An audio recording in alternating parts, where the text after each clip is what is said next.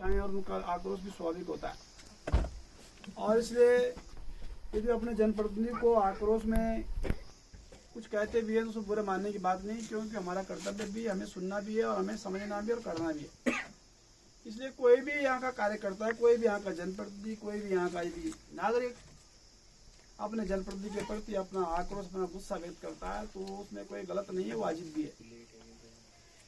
क्योंकि आज मैं आया हूँ तो निश्चित रूप से आप सबको ये पूछने का अधिकार है कि विधायक जी 3 साल से ऊपर हो गए हैं, नकलदाम कोर्ट के लिए कौन से काम आपने किए और उन सब कामों को करने के लिए आपने आज तक क्या कार्रवाई की और आगे आप क्या करने वाले हैं। क्योंकि निश्चित रूप से ये लोकतंत्र में स्वस्थ राजनीतिक परंपरा भी है। जो जनप्रतिनिधि बनता है उसको बात देना चाहिए, उसे अपनी बात जनता में रखनी भी चाहिए, उसने जनता के लिए क्या क्या बात भी बतानी चाहिए, उसने अब तक कौन सी कार्रवाई क्या क्या की है वो सब उसको जनता के बीच रखना चाहिए। और मैं लगभग सभी ग्राम सभा में जाकर इसी प्रकार से लोगों की समस्याएं सुनता हूँ और उसके बाद उनका समाधान करता हूँ। जो समाधान के लिए जहाँ जहाँ उसको भेजना हो तो वहाँ भेजता हूँ। क्योंकि आज मैं यहाँ पर आया तो मैंने पूछा भाई कि सरकार की बहुत सारी महत्वाकांक्षी योजनाएं होती हैं जनता के विकास। जो सरकार बनती है तो सरकार कहती है कि हम बनेंगे तो हमारी सरकार बनी तो हम ये करेंगे, गरीबों के लिए करेंगे, आवास के लिए ये करेंगे, गैस के लिए ये करेंगे, सड़क के लिए ये करेंगे, बिजली के लिए ये करेंगे, पानी के लिए ये करेंगे, इतनी तो पेंशन के लिए ये करेंगे, पेंशन बढ़ाएंगे। ये सारी बातें सरकार चुनाव के टाइम कहती है। और इसलिए मैं आया, मैंने पूछा भाई समस्या बताओ, समस्या क्या है कि भाई व्यक्तिगत क्या है कि भाई किसी की पेंशन आ रही है कि नहीं। क्योंकि सरकार ने जनवरी 2020 से 1200 रुपये प्रतिमाह पेंशन कर दी है और हमारे मुख्यमंत्री ने घोषणा की है कि जनवरी 20 से हम 1200 रुपये प्रतिमाह जो है पेंशन धारकों को पेंशन दे रहे हैं। सब बराबर दे रहे हैं, विकलांग है, विधवा है, निराश्रित है, परतैक्ता है। और इसलिए पेंशन लोगों को मिल रही है कि नहीं, क्योंकि सरकार करोड़ों रुपये उसमें दे रही है। अब पता लग रहा है पेंशन लगी यार, आपका कागज ही नहीं गया और आपका पेंशन ही नहीं आ रही है। कारण क्या है कि जो है वो बैंक की गलती है, कारण क्या है कि समाज कल्याण विभाग की गलती है, उसने ऑनलाइन किया नहीं, उसने अपडेट किया नहीं है। तो आपका कोई दोष नहीं है। दोष ये है कि संबंधित विभाग तक आपकी बात पहुंची नहीं है कि आपका कागज रुका क्यों है। और इसलिए मैं गांव-गांव जाकर लोग से पूछता हूँ कि पेंशन किसने रुकी है बताओ। यदि पेंशन रुकी हो तो मैं उसका नाम नोट करता हूँ, आधार कार्ड लेता हूँ, फिर संबंधित विभाग अधिकारियों को बुलाता हूँ, उनसे बोलता हूँ भाई पेंशन क्यों नहीं भेज रहे हो। तो लोगों की पेंशन तुरंत आ जाती है। सरकार की दूसरी महत्वाकांक्षी योजना है उज्ज्वला योजना के माध्यम से गैस देने की। बहुत सारे लोगों की यहाँ गैस आई भी होंगी जिन पे गैस नहीं रही होंगी, जो बीपीएल थी। आज भी बहुत सारे लोग छूटे होंगे। तो हमारे मुख्यमंत्री ने एक नई स्कीम चलाई है, मुख्यमंत्री उज्ज्वला गैस योजना। उसमें भी हम गैस दे रहे हैं। और यदि यहाँ पर आज भी कोई गैस नहीं हो तो अपने कागज प्रधान जी को दे दें, प्रधान जी के माध्यम से हम गैस एजेंसी में जमा करेंगे, उनको भी गैस देने का काम करेंगे। अभी हमने सोनकोटी में 22 कनेक्शन दिए, वहाँ के प्रधान जी ने फटाफट सब कागज पत्र पूरे करके हमने उनको 22 के 22 कनेक्शन मुख्यमंत्री उज्ज्वला योजना में पहुँचाए। और 3-4 प्रखंड आज केमौल गाँव के भी आए। तो मैंने प्रधान जी से कहा कि भाई आप उनका कागज पत्र तैयार करो ताकि हम जो है इनको गैस उपलब्ध करा सकें। चौथी महत्वपूर्ण स्कीम है सरकार की कि भाई राशन आ रहे हैं कि नहीं। क्योंकि सरकार ने इस कोरोना कालखंड में लोगों को दिक्कत न हो, पर्याप्त मात्रा में राशन देने का काम किया।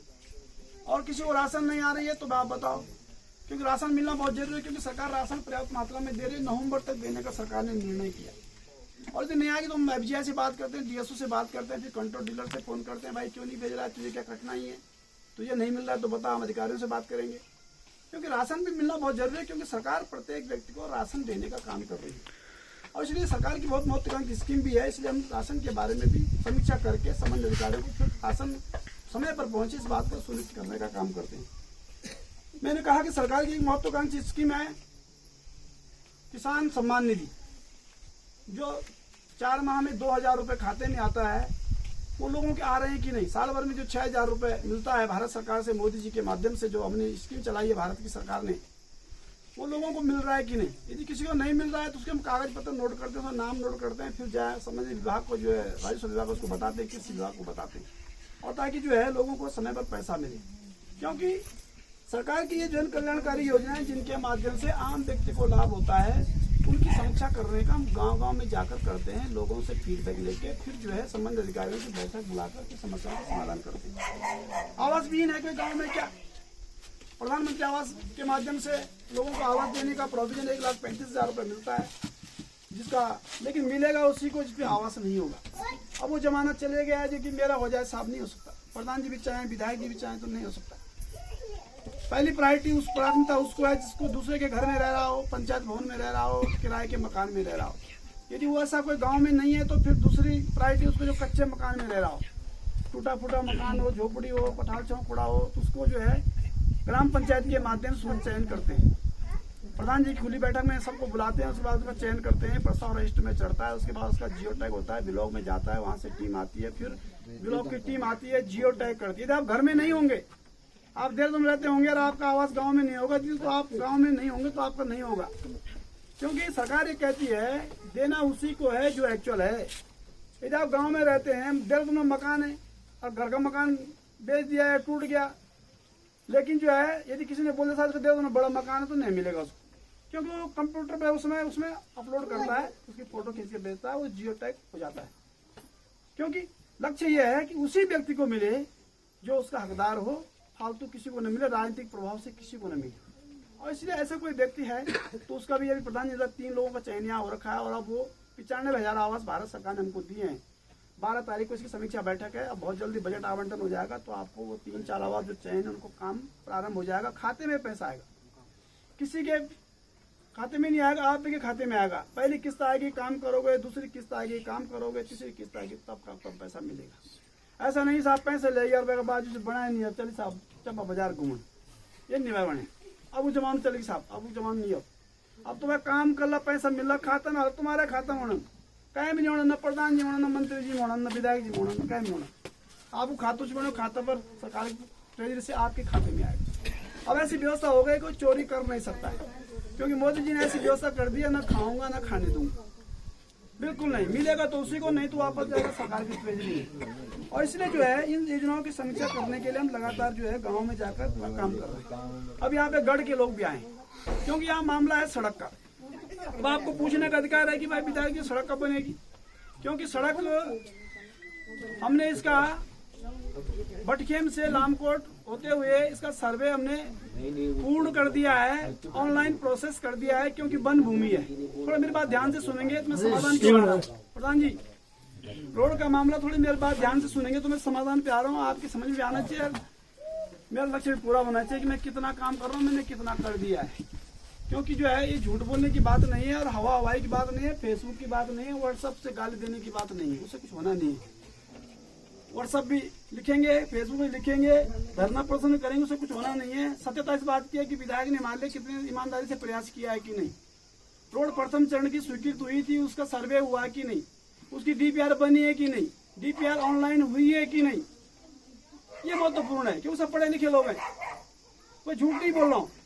ये जो सड़क का सर्वे है, बहुत दिन तुमने सर्वे पे विवाद किया, यहाँ जाना चाहिए, यहाँ जाना चाहिए, यहाँ जाना चाहिए, बैंड यहाँ पढ़ना चाहिए, कई महीने उसी में लगे कि नहीं लगे। सर 1 मिनट आप अपनी बात मत बोलना, लामकोट से कोई विवाद नहीं हुआ, मैं सर्वे में था, ठीक हो गया, कोई विवाद लामकोट से नहीं हुआ। अब चाहे वो बड़ों का विवाद रहा हो, चाहे वो भटखेम का विवाद था, तो उस विवाद का हमें सूचना भी नहीं है कि विवाद किसका हुआ, हमें सूचना नहीं है उसकी, पर हमारा जो 6 किलोमीटर स्वीकृत हो रहा है वो सर्वे पर विवाद होने के बाद भी हमने सर्वे फाइनल करा दिया है। हमने कहा भाई यथासंभव कोशिश करो, सभी को रोड पहुंचनी चाहिए। तक कैसे, कारण के जैसे ये रोड आई, लामकोट रोड तो आ गई, लेकिन लामकोट तो ऊपर है, सड़क आ गई नीचे, लाभ किसी को मिलेगा नहीं। देखो वो भी ठीक है, सोने में सुहागा है, वो समझाने दो, मैं बता दो, उसके बाद जो छूट जाएगा बात करना, मैं ये बैठा हूँ। सरकार ये कहती है कि सोनकोटी केमवाल गांव लामकोट मोटर मार्ग प्रधानमंत्री ग्राम सड़क योजना से स्वीकृत। सरकार के रिकॉर्ड में लामकोट भी, केमवाल गांव भी, सोनकोटी भी सड़क से जोड़ दिया गया है, ठीक है। जब हम सड़क का प्रस्ताव देते हैं तो फिर वो कहते हैं भाई कौन सा गाँव है, इस गांव को तो हमारे रिकॉर्ड में सड़क से दिखा रहे हैं। अब तो क्या हो गया है, कंप्यूटर पे जो डिजिटल इंडिया मैप है उस पर सब वही देख लेते हो। आपको एक एक मकान में यहाँ पे बैठा हूँ, यदि कोई डिजिटल से देखना चाहेगा तो एक एक की सूरत भी पहचानी जाएगी, संख्या भी गिन लेंगे कितने लोग बैठे हुए हैं। आज की डेट में सरकार के रिकॉर्ड में केमवाल गांव लामकोट सड़क पहुंच गई है। भले केमवाल गांव पुटवाड़ी सड़क नहीं है, भले केमवाल गांव पर धार में बड़ों के बगल में जो परिवार उनको सड़क नहीं है, ऐसे लामकोट में डांडा सड़क नहीं है, ऊपर मंदिर के ऊपर सड़क नहीं, गाँव तो पूरा बिखरा हुआ है। और इसलिए हमने इसका समाधान ढूंढा कि जो सड़क इसकी दूसरी स्वीकृत करवाई। हमने इसको भटखेम सड़क नहीं थी तो हमने कहा भटखेम सड़क नहीं है, और बटखेम को लामकोट से जोड़ के इस नीचे की रोड में मिलाना है, इसलिए जरूरी है। हमने सरकार को उनके रिकॉर्ड के आधार पर ये कन्विंस करने का पूरा प्रयास किया विधायक के नाते कि भाई अब बटखेम अभी सड़क नहीं है, बड़ोन गांव सड़क नहीं है, इसलिए जो है बटखेम बड़ोन गांव लामकोट और इस सड़क ऊपर से जाएगी तो नीचे की रोड में जोड़ दो, कनेक्टिविटी है दोनों तरफ से, कोई जाएगा। सरकार ने कहा ठीक है, ये बात हम सहमत है, विधायक जी आपके जवाब से सहमत है, सर्वे कराओ। क्योंकि सरकार के रिकॉर्ड में यहाँ रोड आ चुकी है। वो अलग बात है, हम जानते हैं कि व्यवहारिक कठिनाइयां, बहुत गांव 3 किलोमीटर फैला हुआ है, पैदल खड़ी चढ़ाई है, और इसलिए जो है हमने इसका सर्वे कर दिया है, डीपीआर बन गई है। जैसे ही वन भूमि क्लियर होगी द्वितीय चरण की स्वीकृति जाएगी, जिसमें 5 महीने मिला सकते हैं, 3 महीने मिला सकते हैं, 6 महीने मिला सकते हैं, 8 महीने मिला सकते हैं। बात झूठ की नहीं है। जिस दिन मैं दूसरे दिन भी आऊंगा, मेरा पूरा प्रयास है कि बहुत जल्दी जो है जैसे ही वन भूमि क्लियर होगी हम इसकी द्वितीय चरण की स्वीकृति करके रोड कटवा देंगे। क्योंकि ये रोड अब हमने इसको प्रोसेस में लिया है, प्रक्रिया में लिया है, कोई गड़बड़ नहीं है इसमें। कोई कहीं पे भी देता, PWD की देता, वन भूमि के देता, हमने अपलोड करा दिया इसको, क्योंकि प्रोसेस में आ गया है। अभी मैं बात करके आया हूँ, बहुत कंप्लीट करके इसको अपलोड करके भारत सरकार को जाएगा। उसके बाद इसकी स्वीकृति मिलेगी, पेड़ कितने हैं, पेड़ कितने कट रहे हैं, उसका फिर वन भूमि का जो पेड़ों का प्रतिशत जमा करना पड़ता है स्टेट गवर्नमेंट को। मान 200 पेड़ है, उसका किले में 6 लाख, 200 पेड़ आ रहे हैं बांध के, उसके किले में मैंने 25 लाख, तो 25 लाख सरकार जो है, जो पैसा हमने स्वीकृत किया है प्रथम चरण का, उसमें से जमा होता है, फिर डीपीआर द्वितीय चरण की सैंक्शन होती है। इतना समय लगता है भाई थोड़ा, क्योंकि वन भूमि है, वन भूमि नहीं होती तब तक हो गया होता है। क्योंकि मैं 65 से ऊपर गाँव में टिहरी विधानसभा सड़क पहुंचा चुका हूँ जहाँ वन भूमि नहीं है। उसका मैंने रास्ता ढूंढा है कि किसी तरह से जो है लामकोट, क्योंकि तुमसे ज्यादा चिंता मेरी है। मैंने 12 में भी 17 में भी आप लोगों ने मेरी बड़ी मदद की, और आप हमेशा ही करते हैं। और यदि सड़क आ जाती तो मुझे इतना कुछ बोलने की जरूरत नहीं होती, आप खुद ही सोचता जो है हम किसी तरह आ सकते थे। सड़क ना होना कठिनाई आपकी नहीं मेरी भी है। और मैं इसको इसलिए कह रहा हूँ कि इतनी जो प्रक्रिया होती है, ये प्रक्रिया बहुत लंबी प्रक्रिया, सब जान रहे हैं, ग्राम प्रधान बैठे हैं, सभी लोग बैठे हैं, लेकिन प्रक्रिया खत्म भी तब होगी जब शुरू करेगा। जब शुरू ही नहीं होगा तो खत्म होगा कहाँ से, मुझे समझा दो। और इसलिए हमने शुरुआत कर दी है, उसका सैंक्शन भी कर दिया। प्रथम चरण, सड़क 2 चरण में स्वीकृत होती है, प्रथम चरण की स्वीकृति, द्वितीय चरण की स्वीकृति। इसकी प्रथम चरण की स्वीकृति सन 1996 की, 2006 की। और 2006 की स्वीकृति इन्होंने जो है क्या कर दिया था, उसको जो है डंप कर दिया था। मैंने इसके पूरे, मैंने जब सड़क का प्रस्ताव दिया तो वहाँ कंप्यूटर पे दिखा रहा है कि वहाँ जो है 2006 में सड़क स्वीकृत है। कहाँ से थी? वो सामने से, सुरसिंगार से। अब वो जो है अधिकारियों ने क्या है कि उस समय कुछ तब ऐसी प्रक्रिया नहीं थी, तब इतनी ऑनलाइन प्रक्रिया नहीं थी, कुछ पैसा डाइवर्ट कर दिया, कुछ इधर खर्च कर दिया, कुछ उधर खर्च कर दिया, और उसको डंप कर दिया पूरा। जब सचिवालय से उसमें ऑब्जेक्शन लगा कि भाई सड़क तो वहाँ स्वीकृत 2006 में, मैंने पूरी पिछली फाइल ढूंढवाई। फिर पिछली फाइल ढूंढवाने के बाद मैंने उसको पूरा जो है रीस्टेट करवाया। जो पैसा उसमें 84 लाख रुपए की स्वीकृति, उसको रीस्टेट करवाया, दोबारा उसकी सैंक्शन करवाई, पैसा दिलवाया, CCL। उसको चेंज ऑफ डायग्राम भी मिला सर। फिर उसका डायग्राम चेंज भी किया मैंने, वहां से जारी ऊपर सर्वे कराया, मैं सर्वे करने खुद ही आया था। यानी मैं कहने का मतलब यह है कि सरकार के रिकॉर्ड में ऐसी बहुत सारी सड़कें हैं जो वर्षों से सरकार ने स्वीकृत कर रखी है, और डंप पड़ी हुई हैं। वो डंप इसलिए पड़ती हैं कि जनप्रतिनिधि उन पर मॉनिटरिंग नहीं करते हैं, उन पर कार्रवाई नहीं करवाते हैं, उनको आगे नहीं बढ़वाते हैं। और इसलिए आज मैं विश्वास पूर्वक कह सकता हूँ कि लामकोट की जो है बटखेम वाली सड़क है, ये बहुत जल्दी स्वीकृत होगी, ऊपर से नीचे गाँव को मिलेगी। ये मैं आपको विश्वास पूर्वक कह सकता हूँ, क्योंकि उनको शुरू कर दिया है। दूसरी बात पानी की, मैं अभी आ रहा हूँ, रोड पे और है। दूसरी बात पानी की समस्या का संपूर्ण रूप से समाधान कर दिया गया है, क्योंकि अब जल जीवन मिशन के माध्यम से हमारी सरकार ने 2024 तक प्रत्येक घर को नल से जल देने की स्कीम सैंक्शन हो गई है। लामकोट को प्रथम चरण में हमने चयन करवाया है। थोड़ा कुशल को जरा खड़ा हो जा, अभी भी शिकायत अगर नाम दे पानी। मेरी बात हमने प्रधानमंत्री जी का आदेश है, हर घर में नल से जल देना है। और हमारे मुख्यमंत्री ने एक बड़ी घोषणा करी कि हम किसी से पैसे भी नहीं लेंगे, हम 1 रुपए में जल का कनेक्शन देंगे। गांव से दूर कितना ही हो मकान, वहाँ लगे 100 पाइप, वहाँ लगे 20, वहाँ लगे 150, लेकिन वो सरकार 150 पाइप देगी, उस घर को कनेक्शन देगी, 1 रुपए में देगी, पैसा भी नहीं लेंगे। क्योंकि सरकार ने घोषणा कर दिया, माननीय मुख्यमंत्री ने कहा प्रत्येक घर को नल से जल देना है। उस स्कीम में लामकोट का चयन कर दिया। प्रथम चरण में जो 24-25 गाँव टिहरी विधानसभा के, उसमें लामकोट केवलगंज दोनों में चयन करके आया हूँ। चयन का मैं ही विधायक करता है। और उसका आजकल जो है डीपीआर बन रही है। जो साजुला पंपिंग में पानी कम आ रहा है, चाहे पिछले पाइप बदलने हैं, उसमें अब टैंक भी बनेगा, पीछे बड़े पाइप लगेंगे, आगे छोटे पाइप लगेंगे, ताकि पानी का फ्लो हो, उसमें पानी पर्याप्त मात्रा में मिलेगा। ये तो एक पंपिंग की बात। इसको पूर्ण रूप से बनाएंगे, 2-3 महीने के भीतर बना के कंप्लीट पानी देंगे। दूसरी बात, गांव का जो जल स्रोत है, जो प्राकृतिक जल स्रोत आपका है, इसको भाई बनाने के लिए भी जल जीवन मिशन में मैंने इसको जो है भी अधिकारियों से कह दिया है कि इसको भी बनाओ। अब जैसे प्रधान जी का पिछले बार 5 लाख सैंक्शन हो गए थे, लेकिन चूंकि मनरेगा गाइडलाइन में था, जब वो वापस हो गया क्योंकि किसी ने देखा नहीं, उन्होंने तो भेज दिया, तो सैंक्शन हो गया, बाद में डीएम ने रोक दिया क्योंकि गाइडलाइन में नहीं था। अब उसका प्रस्ताव भारत सरकार को भेजा माननीय मुख्यमंत्री के माध्यम से कि जो है मनरेगा में पेयजल स्कीम को भी लिया जाए। बहुत सारी स्कीम जो है ग्राम सभा को हैंडओवर है, उनमें बजट नहीं होता है, और ये प्रस्ताव मैंने किया प्रधान जी, भारत सरकार को माननीय मुख्यमंत्री से भिजवाया है, ताकि उसमें आ जाएगा तो बहुत सारी स्कीम बन जाएंगी। तो अब जो गांव का प्राकृतिक जल स्रोत है, इस प्राकृतिक जल स्रोत को भी अब हम जो है जल जीवन मिशन के माध्यम से इसका सर्वे होगा, इसको बनाएंगे। इसमें 10 लाख लगे, 15 लगे, 50 लगे, लेकिन जो है उसको पूरा बनाएंगे। एक एक घर को से पानी देंगे, छोड़ेंगे नहीं। प्राकृतिक स्रोत को छोड़ना नहीं है। पंपिंग योजनाओं का पानी का कोई भरोसा नहीं होता है। ट्रांसफार्मर फूक गया, बिजली चले गई तो कई दिनों तक पानी नहीं आता है, त्राहीमाम हो जाता है। इसलिए अपने प्राकृतिक हमने सरकार विभागों से कहा है कि दोनों स्कीम बनाओ, जल जीवन मिशन से पंपिंग भी जोड़ो और जल जीवन मिशन से गांव के स्रोत को भी ठीक करो, पुनर्गठन करो उस योजना का, उसमें टैंक बनाओ, पाइप बदलो और उसके बाद जो पानी दो। इसलिए दोनों स्कीम से हम लामकोट को पानी पर्याप्त मात्रा में दे रहे हैं। मार्च तक जो है हम पूर्ण से पानी देंगे, किसी को पानी की कमी नहीं होगी। ये पानी का वादा मेरा है और ये कंप्लीट कर दिया हमने। अब इसमें दिक्कत नहीं होगी, अगली बार कोई ऐसी गुंजाइश रहेगी नहीं कि हमारे यहाँ आया नहीं सब। और घर घर में भी देना है, वो भी कोई दिक्कत नहीं है। घर घर में तभी देंगे जो स्रोत में पानी होगा। इसलिए वो नीचे वाला जो स्रोत है जिससे आधा गांव आच्छादित होता है, उसको हम पानी, ऊपर जो डांडा में है, उस डांडा में हमने जो मंदिर के पास मैंने टैंक बनवाया है, और वहाँ डांडा के 15 कितने परिवार है मित्रपाल जी, उन परिवारों को पूर्व से पानी मिल रहा है, पूछ सकते हैं आप। उनके लिए मैंने अलग से स्कीम बनाई, अलग से टैंक बनवाया, मंदिर में भी पानी पहुंचाया, मंदिर में भी लाइट लगवाए। प्रधान जी यहाँ पे साक्षी है, हमने 16 लाइट भी दिए हैं विधायक निधि से, और टैंक भी बनवाया मैंने विभाग से। और ऊपर जो डांडा के आपके 25-40 परिवार हैं, उनको आप पूछ सकते हैं, उनको मैंने पानी दे चुका हूँ, कंप्लीट पानी उनको मिल रहा है, क्योंकि वो हमारे गांव का पार्ट है।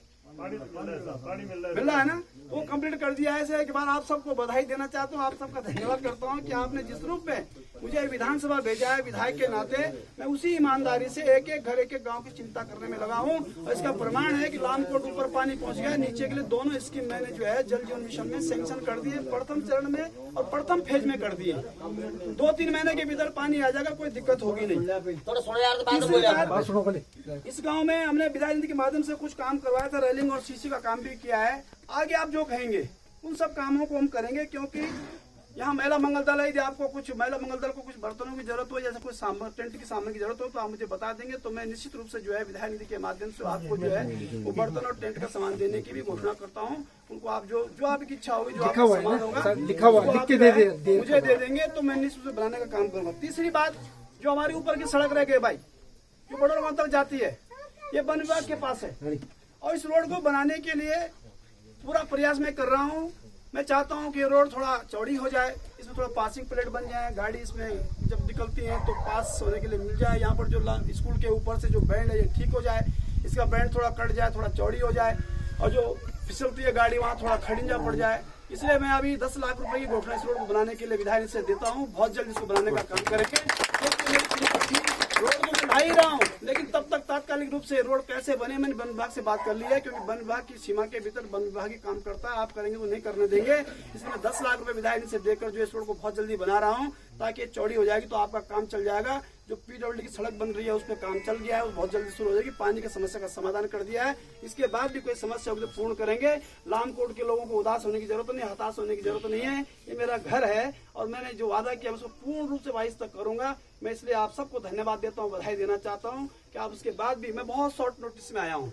मैंने खुद ही कहा मैं आ रहा हूँ, विधायकों को लोग बुलाने के लिए भेजते हैं, साहब का वेला सामने वाला का मैं अपनी होने लगी, तो होने जरूरत नहीं। मैं नाराज हो सके, साहब विधायक आ रहा था, हमारी बेइज्जती हो जाए। मैंने कोई बेइज्जती नहीं है, घर में बैठेंगे, चाय पियेंगे, गप मारेंगे। तो तुम तो बहुत बड़ी संख्या में आ गए, इतनी भी अपेक्षा नहीं थी। अब प्रधान जी ने वहाँ केवल 200 लोग आ गए, ऐसे 200 तुम भी आ गए। मैंने थोड़ी कहा था, मैं वैसे आता हूँ, मैं गाँव में कोई आने का गाली खाने आता हूँ, क्या दिक्कत हो रही है? लोगों आग्रह से थोड़ा गाली झेल लेंगे। अचानक आए और मैं अचानक लोग भी आते, ऊपर से आते लोग नहीं है। ऊपर के धार में मैं खुद ऊपर ही जाऊँ, वहीं कार्यक्रम रखूंगा, वहीं बैठेंगे। और एक बार पुनः मैं आप सबको नमन करता हूँ, प्रणाम करता हूँ। इन सभी समस्याओं का समाधान करेंगे। पानी की समस्या का संपूर्ण समाधान, रोड की समस्या का भी समाधान करेंगे। इस रोड को बहुत जल्दी वन विभाग से बनाकर चौड़ी हो जाएगी। इसमें जहाँ जहाँ स्लिपिंग जोन है उसको ठीक करेंगे। आपने ऊपर डाड़ा जो 15-20 परिवार ठीक है जी। बाकी आगे आज उससे ज्यादा रहे हुए लोग जिनको परेशानी है। जो आगे रहे हुए हैं उनके लिए तुरंत लाइन बनाने की व्यवस्था करता हूँ। 2 माह के भीतर उनको पानी मिल जाएगा। ये मैं आपको क्योंकि आधे से पूरा ज्यादा परिवार रहे हुए, जी पूरा करेंगे। क्योंकि बहुत परेशानी में लोग। एक बार पुनः मैं आप सबको नमन करते हुए रामकोट से नौजवान साथियों को बाकी जो रहे उनका क्या धन्यवाद देता हूँ। और आने वाले समय में यहाँ के संपूर्ण विकास की चिंता करते हुए मैं आगे बढ़कर यहाँ का जो है सभी समस्याओं का समाधान करूंगा। जो प्रवासी लोग बाहर से आए हैं इन सभी मेरा आग्रह है कि वो मुख्यमंत्री स्वरोजगार योजना के माध्यम से यदि कुछ आप कृषि, पशुपालन, उद्यान, मधुमक्खी के क्षेत्र में काम करना चाहते हैं तो आप कर सकते हैं, क्योंकि सरकार की उसकी लेकिन करना पड़ेगा। उसके लिए विजन के साथ, मिशन के साथ। ये नहीं है कि लोग बैंक से लोन लिए फिर चले गए दिल्ली और यहाँ जो हो गया आरसी, ये नहीं है। इसलिए मन बना ले मुझे घर में रहना है। अब कोरोना काल खंड लगभग समाप्त होने वाला है। सरकार ने सारी बंदिशें खोल दी हैं और सभी होटल और व्यवसाय सारा शुरू हो गया है, क्योंकि अब लोगों को फोन आने लग गए हैं कि भाई आ जाओ वापस, अब काम चलने लग गया है। हम परमात्मा से प्रार्थना करते हैं कि आने वाले समय में हम इस कोरोना कालखंड में जिस प्रकार से हमको नुकसान हुआ है, 8-10 माह का कार्यकाल में सभी को नुकसान हुआ है, पूरे विश्व को हुआ है, देश को हुआ है, प्रदेश को हुआ है, परिवारों को हुआ है, गाँव को हुआ है, सभी लोग इससे बाधित है। कोई छूटा नहीं है, चाहे कोई वीआईपी हो चाहे नॉन वीआईपी हो, सभी को इससे नुकसान हुआ है। सभी के परिवार है, सभी ऐसे घर जैसे वातावरण में रहते हैं, सभी की आजीविका है, सभी के कारोबार है, सभी को नुकसान हुआ है। और इसलिए हम सौभाग्यशाली हैं कि हमने यशस्वी नेतृत्व के रूप में नरेंद्र मोदी जी ने इस प्रकार से भारत को चलाया है। आज 130 करोड़ की जनसंख्या भारत की थी। यदि थोड़ा सा चूक हो जाती तो लाशों के ढेर हो जाते, जिस प्रकार से अमेरिका की स्थिति थी। लेकिन भारत के प्रधानमंत्री समय रहते लोगों को सचेत करते हुए जिस प्रकार से निर्णय लिए, नीतियां बदली हैं, फंड को डाइवर्ट किया, सरकारी योजनाओं को रोकते हुए दूसरी जगह लगाने का काम किया है, उसका परिणाम है कि आज हम सुखी हैं, हम जीवन में बचे हुए हैं और हम सब जो आज अपने घरों में सुखी हैं। लोग बहुत सारे लोगों को बाहर से लाने का, उनको ले जाने का बहुत सारी व्यवस्था की है। अभी वंदे भारत मिशन के माध्यम से अभी जो है बाहर के लोगों को लाने का काम कर रहे हैं। अभी मेरे यहाँ झारखंड जिला के गेवली के एक परिवार जो है वंदे भारत मिशन के माध्यम राम सिंह बरियाल जी जो है आज ही आए हैं। कह रहा भाई साहब कोई जापान से आने की व्यवस्था नहीं, तो वंदे भारत मिशन इसलिए आ गया, मेरा बेटा बीमार है, मैं इसलिए आया हूँ कि बहुत मुश्किल से तो वो नहीं चलती तो दो फ्लाइट चल रही है महीने में, उससे आ गया हूँ मैं। यदि इस स्कीम को नहीं करते मोदी तो मैं नहीं आ सकता था, क्योंकि फ्लाइट तो बंद है पूरी। यानी किस प्रकार की चिंता की, एक ही व्यक्ति की चिंता करते हुए पूरे विश्व को समेटते हुए पूरे देश की अर्थव्यवस्था को ध्यान रखकर इस प्रकार से काम किया, कोई छोटा काम नहीं है। गाली तो कोई मुझे भी दे सकता है, मैं भी दे सकता हूँ सरकारों को, लेकिन गाली देने से समाधान नहीं है। जिस प्रकार से महामारी आई है, किसी ने सोचा भी नहीं था कि महामारी आएगी। ये तो अप्रत्याशित हुआ है, न सरकार को पता था, ना आपको पता था, ना हमको पता था। इसलिए बहुत सारी दिक्कतें हुई हैं और हम धन्यवाद देते हैं माननीय प्रधानमंत्री जी का, जिन्होंने सूझबूझ के साथ देश को बचाने का काम किया है। हम सब सौभाग्यशाली हैं कि हम सुखी हैं और 8-9 माह का जो नुकसान हुआ उसको पूर्ण रूप से भरपाई करने का काम करेंगे। यदि जीवन रहेगा तो जो है फिर जो है सब कुछ हो सकता है। इसलिए 5-6 महीने का जो नुकसान हुआ है उसकी भरपाई करके हम फिर पुनः जो है नए जीवन में आगे बढ़कर जो है देश और प्रदेश और अपने परिवार को आगे बढ़ाने का काम करेंगे। एक बार पुनः आप सबको नमन और प्रणाम करते हुए आप सबका बहुत बहुत धन्यवाद। आप नाराज मत होना, क्योंकि मैं सभी कामों में लगा हूँ, पूर्ण रूप से करूंगा, ऐसी कोई दिक्कत नहीं है। भले मैं आज आया हूँ लेकिन इसमें अन्यथा लेने की जरूरत नहीं है कि आप शॉर्ट नोटिस में क्या है, ये सब इसके नाराज होने की कोई जरूरत नहीं है। किसी को ऐसा वो भी नहीं करेंगे मुझे सूचना नहीं मिली, कोई दिक्कत, जिनको नहीं मिली मैं डांडा कार्यक्रम अलग से रख दूंगा। इसलिए मैं आप सबको एक बार पुनः प्रणाम करते हुए आप सब बड़ी संख्या में आए और आपने अपनी बात को कहा, मैंने अपनी बात को आप तक पहुंचाने का काम किया है। इन शब्दों के साथ आप सबको प्रणाम करते हुए अपनी बात समाप्त करता हूँ। बहुत बहुत धन्यवाद। भारत माता की जय।